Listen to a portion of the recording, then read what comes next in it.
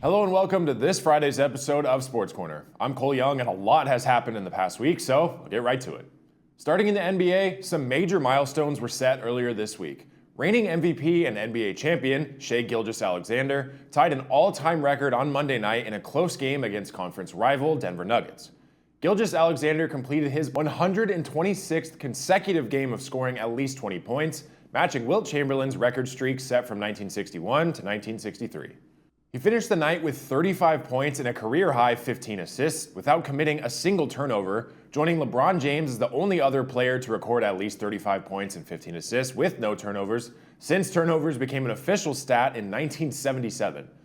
As the icing on the cake, Gilgeous-Alexander's final points of the night came on the game-winning step-back three-pointer with 3.3 seconds remaining to lift the defending champion Oklahoma City Thunder to a 129-126 win over the Denver Nuggets.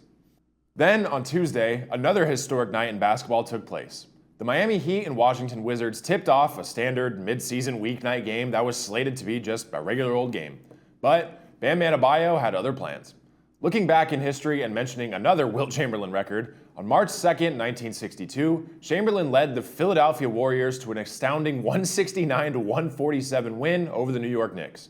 Chamberlain finished that night setting an untouchable record, scoring 100 points. He also set 5 other records, including most free throws made, and the two teams broke the record for most combined points in a game with 316. Fast forward to January of 2006, Los Angeles Lakers star Kobe Bryant scored a career-high 81 points in a 122-104 win over the Toronto Raptors. Bryant came in behind Wilt's performance and set the record for the second most points in a single game in NBA history. That is, until Tuesday night. Almost 64 years to the day from Wilt Chamberlain's 100-point game, Bam Adebayo scored 83 points, setting league marks for free throws made and attempted in a game in the Miami Heat's 150-129 win over the Washington Wizards. His final stats were 20 for 43 from the field, 36 for 43 from the foul line, 7 for 22 from three-point range. He also tallied on 9 rebounds, 3 assists, 2 steals, and 2 blocks. Before that game, Adebayo's career high was 41 points, and he had surpassed that mark before halftime. The NBA playoffs begin in just about a month, so we'll see if historic performances like these will continue. Speaking of breaking records, an absolutely jaw-dropping record was broken earlier this week. On Sunday, Ugandan distance runner Jacob Kiplimo set the world record for fastest time in the half marathon, finishing the EDP Lisbon half marathon in 57 minutes and 20 seconds. The previous record was 57 minutes and 30 seconds, meaning Kiplimo now holds the mark by a whole 10 seconds. Not only that, he won his race by 48 seconds. For reference of just how fast he was running, that's an average mile pace of about 4 minutes and 22 seconds per mile. The world record mile time is 3 minutes and 43 seconds, meaning Kiplimo was running just 39 seconds slower, but for 13.1 miles. An absolutely ridiculous amount of talent, and I would be shocked if that record was broken anytime soon. Moving on to the NFL, the past week was filled with a lot of drama. I'll save the biggest story for the end, but the free agency period has been absolutely wild to this point. So many big-name players are headed to new teams, and it would take me several whole shows to cover all of them. So, instead, I'll rattle off some of the biggest transactions from this past week. The Colts re-signed quarterback Daniel Jones. Travis Kelce is remaining with the Chiefs. The Eagles signed Super Bowl champion defensive back Tariq Woolen. The New York Jets traded for quarterback Geno Smith, who now returns to the team that drafted him. The Detroit Lions signed running back Isaiah Pacheco, and that move comes after the Chiefs signed Super Bowl MVP Kenneth Walker.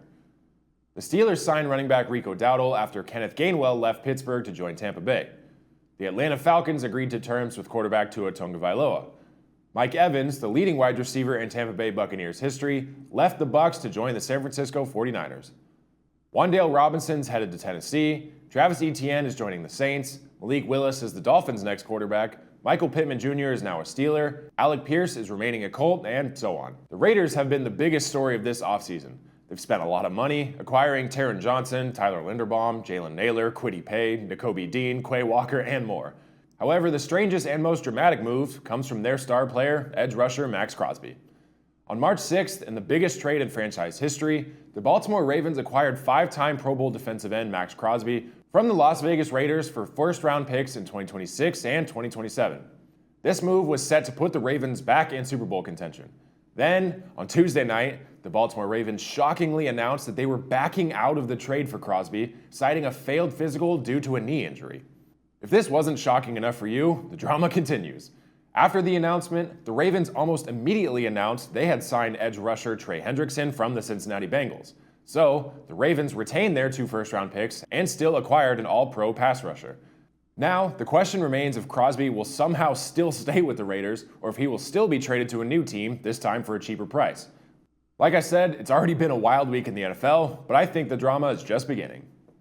Moving on from football, the World Baseball Classic is still being played.